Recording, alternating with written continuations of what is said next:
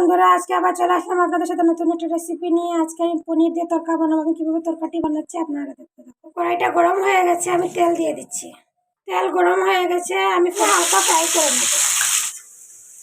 হালকা ফ্রাই করা হয়ে গেছে, আমি এখন নামিয়ে নেব। এগুলো আমার নামানো হয়ে গেছে, আমি আগের থেকে কেটে রেখেছি। আমি এগুলো এখন হালকা ফ্রাই করে নেব।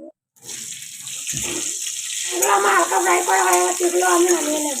পেঁয়াজগুলো নামানো হয়ে গেছে, তার জন্য আমি পেঁয়াজ দিয়ে দিলাম, রসুন দিয়ে দিলাম, আদা দিয়ে দিচ্ছি, গ্রাইন্ড করে নেব। গ্রাইন্ড করা হয়ে গেছে।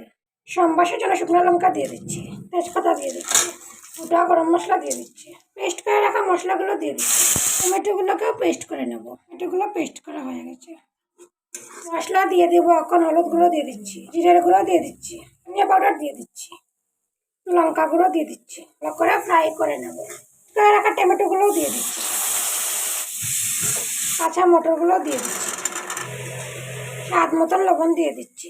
ফ্রাই করা হয়ে গেছে, আমি এখন জল দিয়ে দেব। ঢাকা দিয়ে রেখে দেবো অল্প সময়ের জন্য। এটা নামিয়ে নেব। পনিরগুলো দিয়ে দিচ্ছি, ফ্রাই করে রাখা পেঁয়াজগুলো দিয়ে দিচ্ছি, গরম মশলা দিয়ে দিচ্ছি। তরকা বানানো আমার হয়ে গেছে, আমি এখন নামিয়ে নেব।